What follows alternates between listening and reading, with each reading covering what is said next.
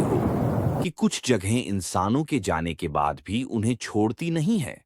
कोंकण, जहां दिन में हरियाली और समंदर की खूबसूरती दिखती है, लेकिन रात होते ही यही जमीन कुछ और ही चेहरा दिखाती है। कोंकण के एक छोटे से गांव में एक पुरानी हवेली है, जिसके बारे में कहा जाता है कि वो रात में सांस लेती है। गांव वाले आज भी सूरज ढलने के बाद उस हवेली की तरफ देखना तक पसंद नहीं करते, क्योंकि जो अंदर गया वो कभी पूरी तरह वापस नहीं आया। साल 2019 की बात है। चार दोस्त, अमन, रोहित, नील और सिया, बारिश में रास्ता भटक गए। चारों ने सोचा एक रात उस पुरानी हवेली में काट लेंगे, सुबह निकल जाएंगे। लेकिन उन्हें क्या पता था कि हवेली सुबह का इंतजार ही नहीं करती।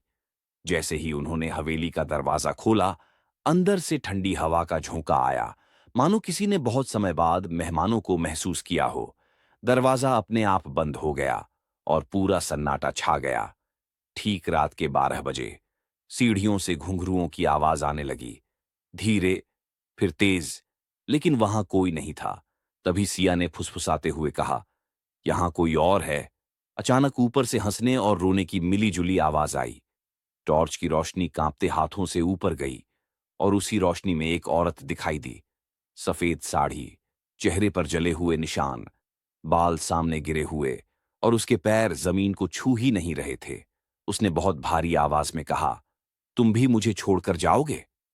अगले ही पल नील चीखते हुए अंधेरे में खींच गया। उसकी आवाज गूंजती रही, मैं यहीं हूं, मुझे छोड़ो। और फिर सन्नाटा।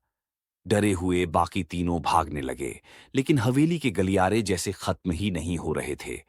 दीवारों से खून टपकने लगा और हर दरवाजे पर उसी औरत की परछाई दिखने लगी। सुबह जब गांव वाले पहुंचे तो हवेली के बाहर सिर्फ 3 जोड़ी चप्पलें थीं। अंदर से एक आवाज आई, अब ये भी मेरे हैं। गांव की बुजुर्ग औरत आज भी कहती है, 50 साल पहले इसी हवेली में एक औरत को जिंदा जला दिया गया था। मरते वक्त उसने कहा था, जो यहां आएगा वो यहीं रह जाएगा। आज भी अगर तुम कोंकण जाओ और रात में किसी पुरानी हवेली के पास रुको, तो याद रखना, वो हवेली खाली नहीं है, वो इंतजार कर रही है, तुम्हारा।